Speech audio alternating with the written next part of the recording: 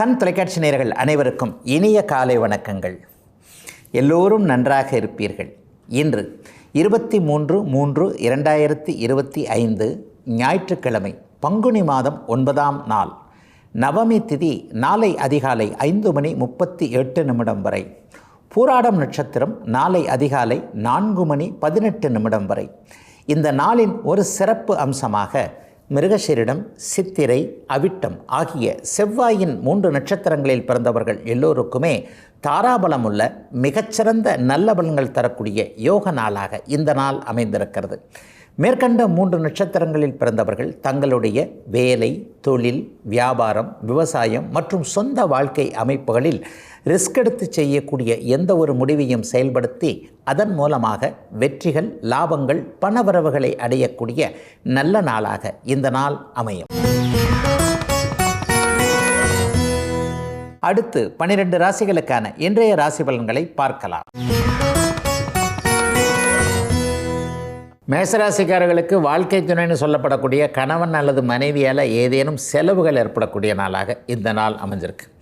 12ஆம் இடத்துல 7ஆம் அதிபதியும் மற்றும் 2ஆம் அதிபதியுமான சுக்கிரன் உச்ச நிலைமையில் இருக்கிறார். சில பேருக்கு பார்த்திங்கன்னா பெண் உறவுகளாலும், கல்யாணம் ஆகாதவங்களுக்கு எப்படிங்க செலவு வரும், கல்யாணம் ஆகாதவர்களுக்கு அக்காள் தங்கை என்று சொல்லப்படக்கூடிய உன்னத உறவுகளின் மூலமாக, அக்கா ரொம்ப வேண்டி விரும்பி கேட்டாங்க, அது ரொம்ப நாளாக வாங்கி கொடுக்கணும்னு நினச்சிக்கிட்டு இருந்தேன், இன்றைக்கி தான் சரியாக வந்தது. ஒரு விருப்பத்தின் பேரில் அக்காவுக்கோ தங்கைக்கோ என்னுடைய அண்ணனோ தம்பியோ இவ்வளோ அழகாக ஒன்று செஞ்சு கொடுத்தாங்கன்ற மாதிரி ஒரு சகோதர பாசத்தை பெண்களிடம் வெளிப்படுத்தக்கூடிய ஒரு சுபயோக நல்ல நாளாக இந்த நாள் அப்படியே அமைஞ்சிருக்குதுங்க.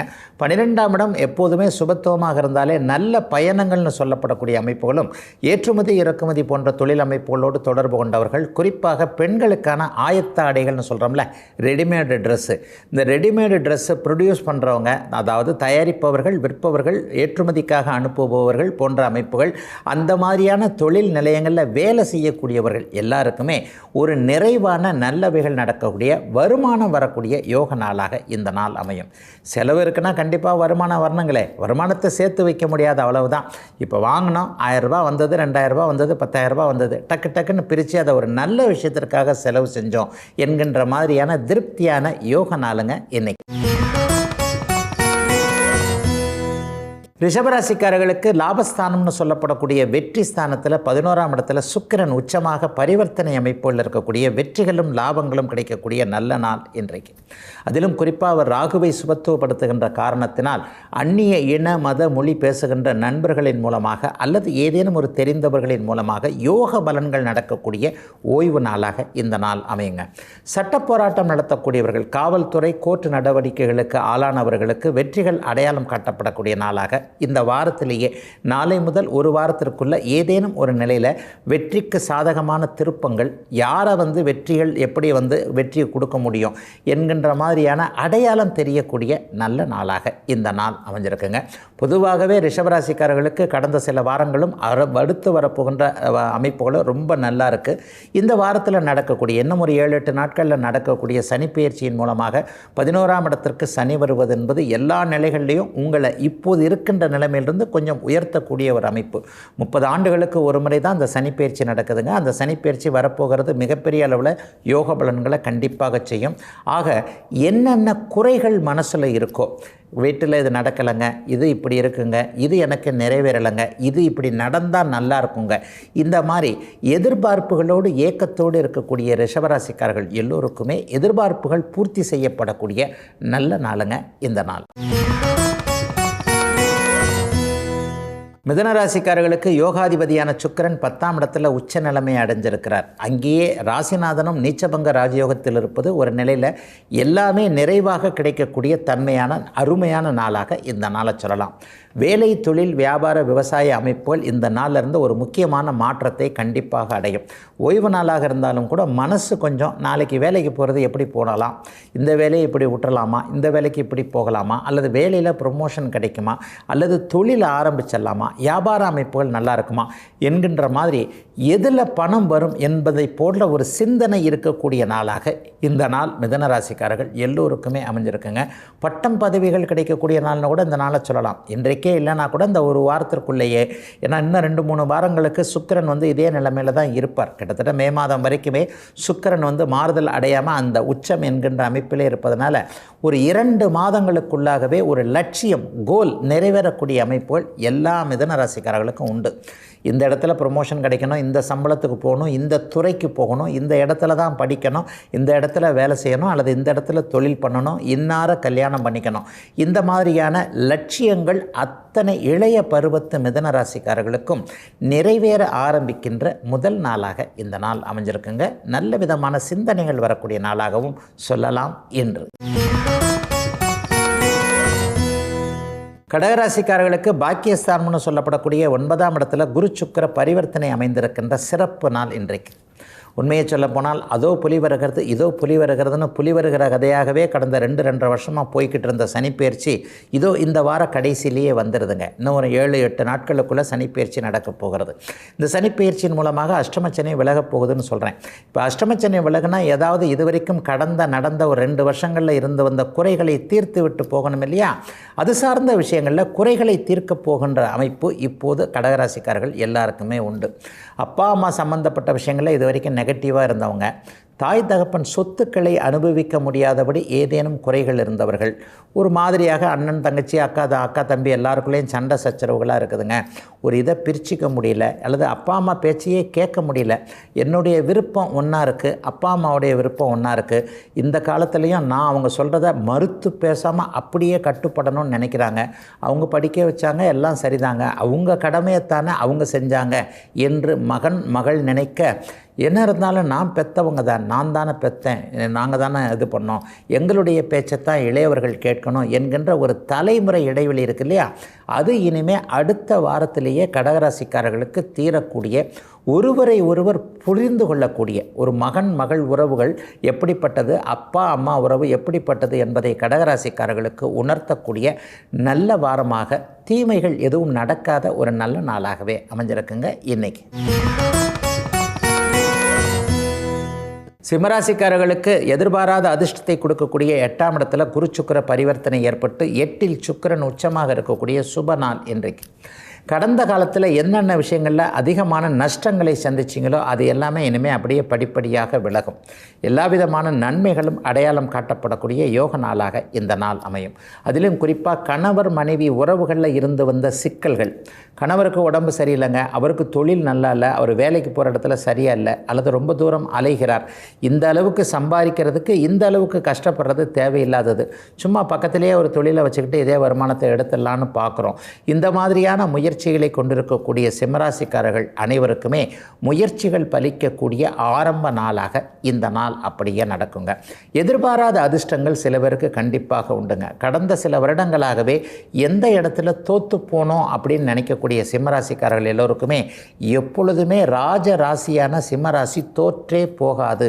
தோற்று போகிற மாதிரி ஒரு அடையாளம் இருந்தாலும் கூட அப்புறம் டக்குன்னு எந்திரிச்சு சுதாரித்து கொஞ்சம் முயற்சியை அப்படியே முனைப்பாக செய்து அதன் மூலமாக வெற்றிகளை அடைந்து விடுவீர்கள் என்கின்ற எதிர்பாராத சில செயல்கள் நடக்கக்கூடிய ஒரு நல்ல நாளாக இந்த நாள் அமைஞ்சிருக்குங்க. சிலருக்கு இந்த ஓய்வு நாளில் நல்ல அறிமுகங்கள் கிடைக்கும். இவர் தான் இன்னார் தான், இனிமேல் வரப்போகிற பிரச்சனைகள் இனிமேல் நடக்கக்கூடிய அமைப்புகள் எல்லாம் இவருடைய கண்ட்ரோலில் தான் இருக்கும்ன்ற மாதிரி ஒரு நல்ல நம்மை விட உயர்வான ஒருவருடைய அறிமுகம் கிடைக்கக்கூடிய யோக நாளுங்க இன்றைக்கு. கன்னிராசிக்காரர்களுக்கு 7ஆம் இடத்துல உச்ச சுக்கிரன் பரிவர்த்தனை அமைப்பில் இருக்கக்கூடிய சிறப்பு நல்ல நாள் இன்னைக்கு. ராசியை பாருங்கள், இன்றைக்கி ராசிநாதன் நீச்சபங்க ராஜயோகத்திலிருந்து ராசியை பார்க்கிறார். சுக்கிரனும் குருவும் பார்க்கக்கூடிய ஒரு நல்ல நாளாகவே இந்த நாள் அமைஞ்சிருக்கு. கூடுதலுக்கு 10ஆம் இடத்துல செவ்வாய் இருக்கிறார். அவரவருடைய பிறந்த ஜாதக அமைப்புகளில் தசாபுக்தி அமைப்புகள் ரொம்ப நல்லா இருந்தால் இன்றிலிருந்தே ஒரு நல்ல மாற்றங்கள் நடக்கக்கூடிய, அதிகம் வருமானங்கள் வரக்கூடிய ஒரு யோக நாளாக இந்த நாளும் இன்னும் ஒரு 15 நாட்களும் கண்டிப்பாக அமையுங்க. மாதத்தின் பிற்பகுதியிலலாம் பார்த்திங்கன்னா இது வரைக்கும் இருக்கக்கூடிய குறைகள் எல்லாத்தையுமே நிவர்த்தி பண்ணக்கூடிய அளவிற்கு நல்ல வருமானங்கள் கண்டிப்பாக வரும். ஆண் பெண் உறவுகள் மிகப்பெரிய அளவில் நன்றாக இருக்கக்கூடிய தன்மை.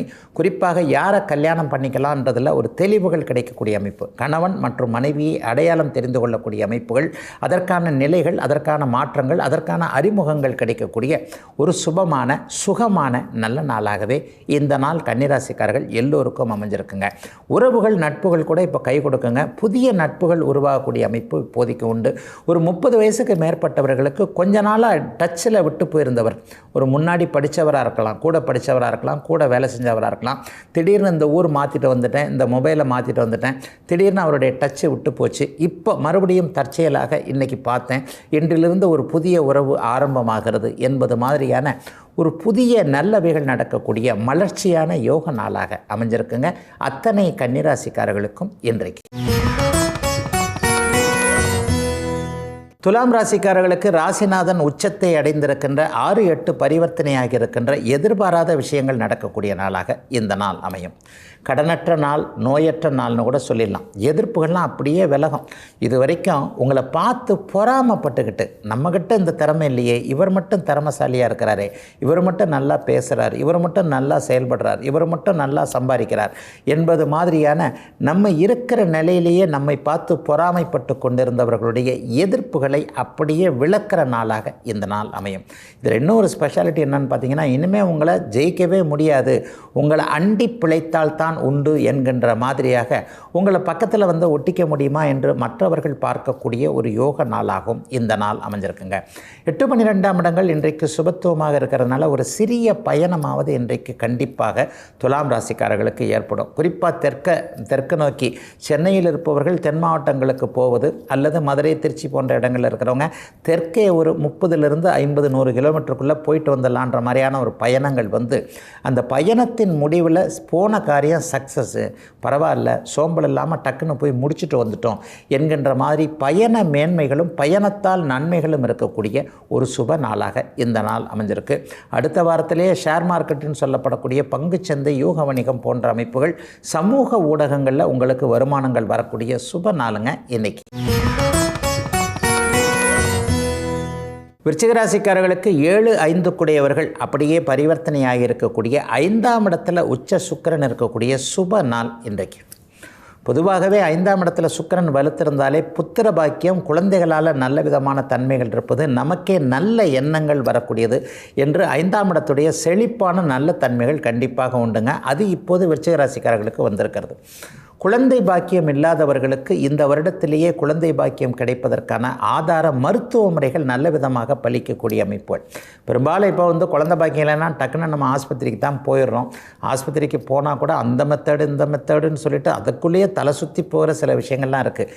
எளிமையான முறையில் ஒரு சிறிய மருத்துவத்தின் மூலமாக விருச்சிகராசிக்கார குழந்தை இல்லாத தம்பதிகளுக்கு இந்த வாரத்திலேயே அதற்கான அடையாளங்கள், புனிதமான கருவுறுதல் போன்ற நிகழ்வுகள் இருக்கக்கூடிய அருமையான நல்ல நாளாக இந்த நாள் இருக்கும்.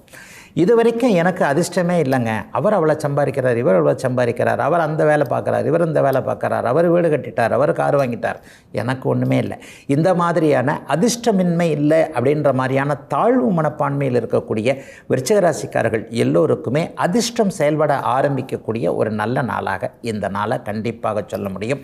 உயர்ந்த லட்சியங்கள் இளைஞர்களுக்கு வரக்கூடிய நாளாகவும் இந்த நாள் இருக்கும். பள்ளி கல்லூரி பருவத்தில் இருப்பவர்கள், வேலை தேட ஆரம்பித்திருக்கக்கூடியவர்கள் அனைவருக்குமே யோகங்கள் நடைபெறக்கூடிய சிறப்பு நாள் இன்றைக்கு. தனுசு ராசிக்காரர்களுக்கு 4-6ஆம் இடங்களோடு ராசிநாதன் பரிவர்த்தனை அடைந்திருக்கின்ற 4ஆம் இடத்துல சுக்கிரன் ராகுவோடு இணைந்து உச்சமாக இருக்கக்கூடிய சிறப்பு நாள் இன்றைக்கு. பொதுவாகவே பெண்கள் சார்ந்த விஷயங்களில் இதுவரைக்கும் சரியாக எதுவும் நடக்கலை. அம்மா கிட்ட சண்டை போட்டுக்கிட்டு இருக்கேன், அக்கா தங்கச்சி சரியில்லை, மனைவி கிட்ட சொல்லவே வேண்டாம், பெத்த பொண்ணு படிக்க மாட்டேங்குது, நம்ம பேச்சை கேட்க மாட்டேங்குது, இந்த மாதிரி பெண்கள் சார்ந்த விஷயங்களில் திருப்தியான மனப்போக்குகள் இல்லாமல் அவங்க சொன்னது செஞ்சது எதுவுமே நடக்கலையே என்கின்ற மாதிரியான அமைப்புகளில் இருக்கக்கூடியவர்களுக்கு இன்றிலிருந்து நல்ல மாற்றங்கள் வரக்கூடிய ஒரு சுப நாளாக இந்த நாளை அத்தனை தனுசு ராசிக்காரர்களுக்கும் சொல்ல முடியும். 6ஆம் இடம் இன்றைக்கு பரிவர்த்தனையாக இருப்பதால் கடந்த 7-8 மாதங்களாகவே எல்லா தனுசு ராசிக்காரங்களும் நல்லா இல்லைன்றதான் சொல்லுவேன். அவங்கவுங்க வயதிற்கேற்றார் போல், இருப்பிடம் தகுதிக்கேற்றார் போல், ஒன்று கடன் வந்துருச்சு, இல்லைனா நோய் வந்துருச்சு, இல்லைனா சுற்றி எதிர்பார்த்தான் இருக்குது. ஒரே எதிரிகளாக இருக்கிறாங்க, இப்படி இருக்கிறாங்க, அப்படி இருக்கிறாங்க. நம்ம தவறாக புரிஞ்சுக்கிட்டாங்க, அல்லது அவங்க நம்ம தப்பாக புரிஞ்சுக்கிட்டாங்களோ, நம்ம அவங்கள தப்பாக புரிஞ்சுக்கிட்டோமோ, ஒரே சண்டை சச்சரவாக தாங்க கிடக்குது. ஆஃபீஸுக்குள்ளே நுழையவே முடியலங்க, தொழில் இடங்களில் பார்த்தா எதிர்கடக்காரரை பார்க்கவே முடியலங்க என்கின்ற மாதிரி எதிர்ப்புகளுக்கு மத்தியில் வாழக்கூடிய அத்தனை தனுசு ராசிக்காரர்களுக்கும் இன்னும் 2 வாரங்களில் எதிர்ப்புகள் அப்படியே தனிய ஆரம்பிக்கக்கூடிய, அதே நேரத்தில் நீங்கள் அவங்கள ஜெயிக்கக்கூடிய ஒரு நல்ல நாளாக இந்த நாள் அமையும். ராசிநாதன் பரிவர்த்தனையின் மூலமாக வலுவாக இருக்கின்ற காரணத்தினால் தன்னம்பிக்கை மேலோங்கி இருக்கக்கூடிய, தைரியமாக எதையும் சமாளிக்கக்கூடிய யோக நாளுங்க இன்னைக்கு.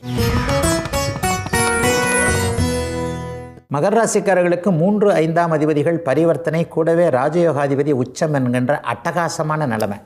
இன்னும் ஒரு 4-5 நாளில் 7.5 சனி முழுசுமாக விலகப் போகிறது. 7.5 சனி முடிஞ்ச உடனே அப்படியே பொண்ணும் அதுவுமா அப்படியே தங்கள் வீட்டில் கொட்டிடுவாங்களா, அல்லது வீட்டு கூரையை பிரித்து கொண்டு யாராவது 500 ரூபாய் கட்டுகளையோ அல்லது இவ்வளோ பெரிய தங்க கட்டியவோ போட்டுருவாங்களான்னா கண்டிப்பாக கிடையாது. இனிமேல் அதிர்ஷ்டம் உங்களுக்கு செயல்பட போகுது. இதுவரைக்கும் என்ன உழைச்சும் நமக்கு ஒட்டலைங்க, என்ன உழைச்சாலும் சரியான ஊதியம் இல்லைங்க, எதுலேயுமே தடைகள் தடங்கலுங்க, இந்த மாதிரியான அமைப்புகளில் இருக்கக்கூடியவர்களுக்கு இனிமேல் உங்களுடைய முயற்சிக்கேற்றாற் போல், உழைப்பிற்கேற்றாற் போல் வருமானங்கள், தொழில் நிரந்தரம், வீட்டில் நிம்மதி, கணவன் மனைவி உறவு சீராக இருக்கிறது, பிள்ளைங்களுக்கு நல்லது, அடிக்கடி மருத்துவ செலவுகள் ஆகிட்டு இருந்தது எல்லாம் போக ஒரு ஆரோக்கியமான நிம்மதியான குடும்ப சூழல் அமையக்கூடிய முதன்மை நல்ல நாளாக இந்த நாள் அமையும். 3, 5 கூடியவர்கள் பரிவர்த்தனையாக இருக்கிறனால மனசு கொஞ்சம் தைரியமாக இருக்கும். தன்னம்பிக்கை, போன தைரியம், போன மச்சான் திரும்பி வந்தான்ற ஒரு கதை சொல்லுவாங்க இல்லையா, அந்த மாதிரி அமைப்பாக தைரியம், தன்னம்பிக்கை போன்றவைகள் இனிமேல் மகர ராசிக்காரர்களுக்கு மேலோங்கி நிற்கக்கூடிய அமைப்புகள் உண்டு.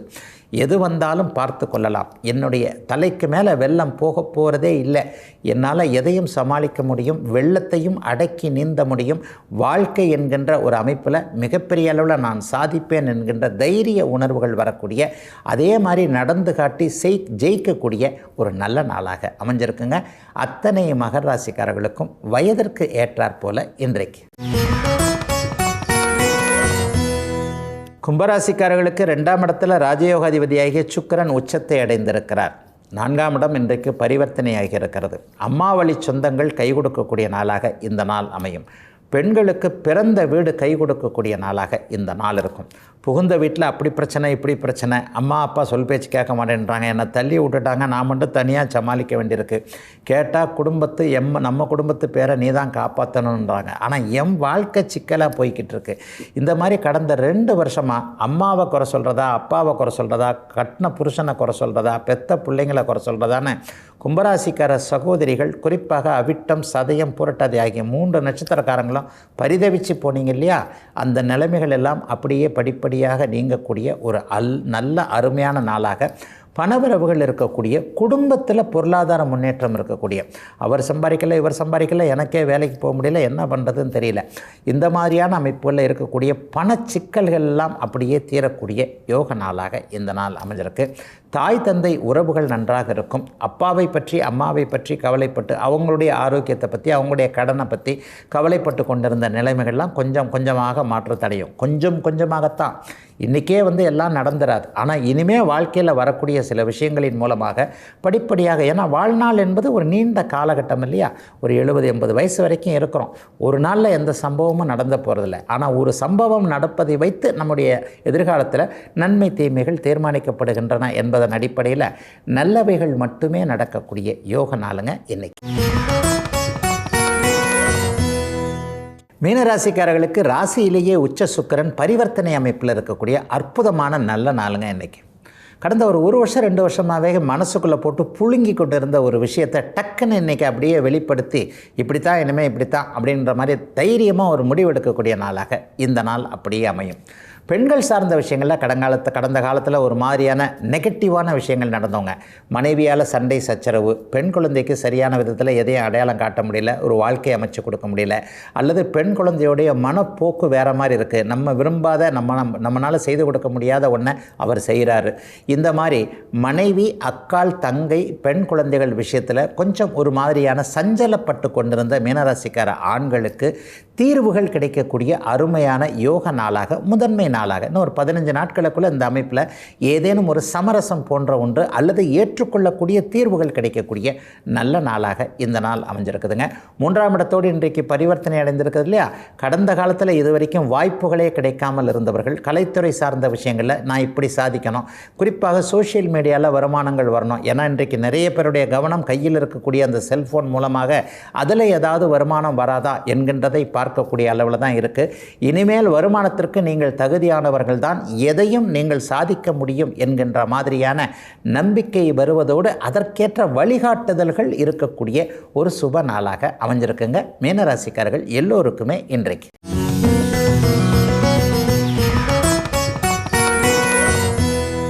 இன்னும் 6 நாட்களில் வருகின்ற 29ஆம் தேதி, மார்ச் 29ஆம் தேதி வருகின்ற சனிக்கிழமை அன்னைக்கு சனிப்பெயர்ச்சி நடக்குதுங்க. உண்மையிலே சனிக்கிழமை சனிப்பெயர்ச்சியாக வர்றது ஒரு பொருத்தமான ஒன்று தான். சனிப்பெயர்ச்சி என்றாலே ஒரு பயம் கலந்த எதிர்பார்ப்புகள் எல்லாருக்குமே வந்துடுங்க. எனக்கு என்ன இடத்துல வரப்போகுது, நல்ல இடமா தீமையான இடமா என்கின்ற மாதிரியான ஒரு பயம் கலந்த எதிர்பார்ப்பு. ஏன்னா சனி பாவ கிரகம் இல்லையா, கெட்டது எதனா செஞ்சிட போகிறாருங்க அப்படிங்கிற மாதிரியான ஒரு பயம் கலந்த எதிர்பார்ப்பு வரும்.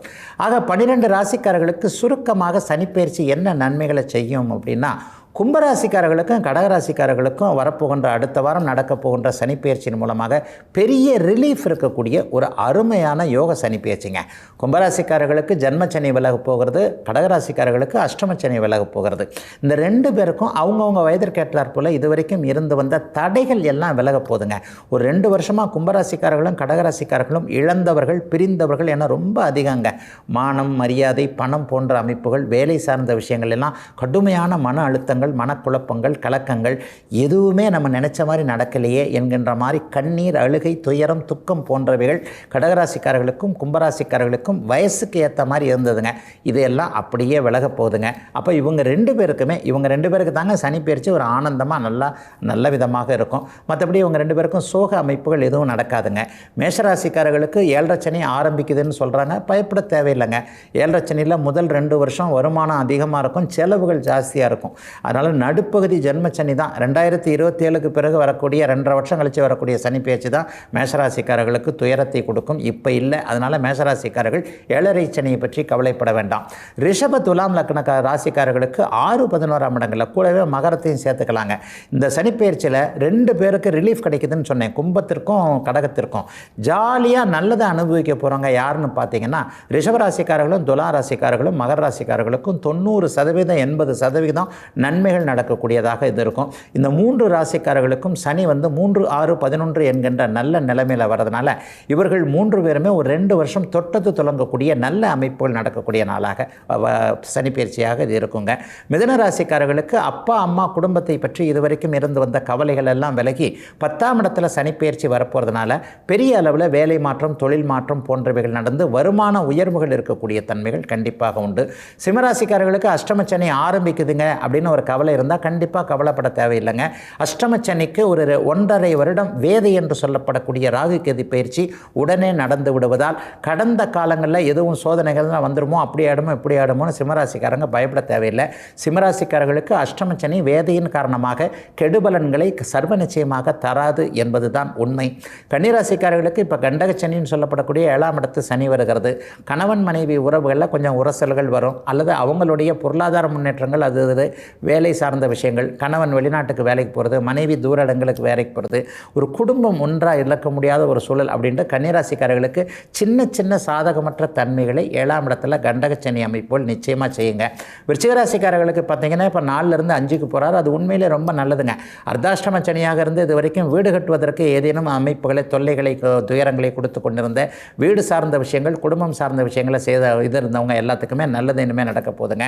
தனுசு ராசிக்காரர்களுக்கு 4ஆம் இடத்துல இடத்துல சனி பகவான் வந்து விட்டாலும் கூட அவர் குருவின் இன்னொரு வீட்டில் இருக்கிறனால சோதனைகள் நிச்சயமாக இருக்காது. அர்த்தாஷ்டம சனி கஷ்டங்களை செய்யுமோன்னு கவலையே பட வேண்டாம். நிறைவாக மீனராசிக்காரர்களுக்கு ஜென்மச்சனி ஆரம்பிக்குதுங்க.